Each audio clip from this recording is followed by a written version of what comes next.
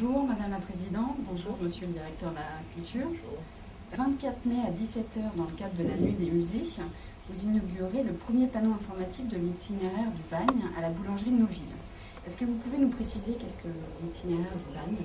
Donc l'itinéraire du bagne, c'est le premier itinéraire d'une série de plusieurs, mais qui vont se mettre en place sur les années à venir.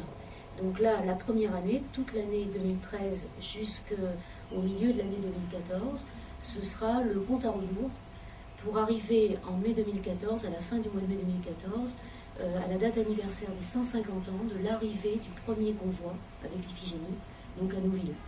Oui, puisqu'on a voulu faire, c'est aussi montrer que le patrimoine, c'est pas seulement des vieilles pierres entassées. Le patrimoine, ce ne sont pas des lieux réservés aux conférenciers, des lieux un peu austères pour les savants, pour ceux qui s'intéressent, tout ça. Ce sont des lieux vivants. Et donc, chaque mois, ce sera l'occasion de faire intervenir d'autres formes de culture, et donc des arts vivants, en fait, dans ces lieux.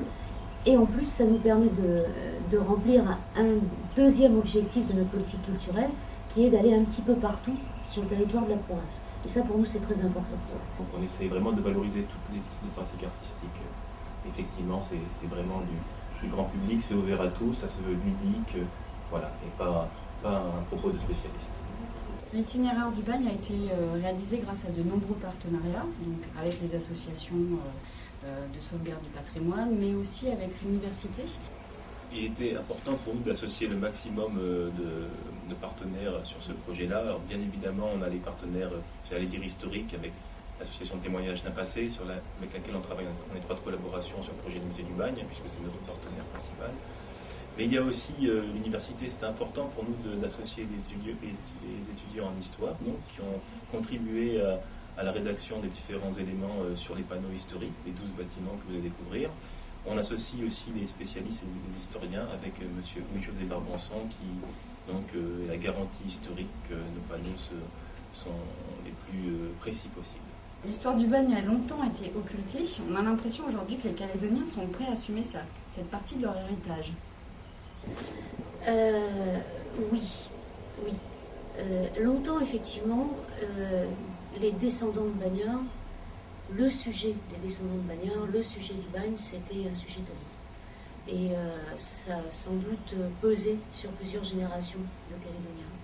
Depuis quelques années, je suis d'accord avec ce que vous dites, on ressent non seulement que ce n'est plus un tabou, mais ça devient quelquefois une revendication.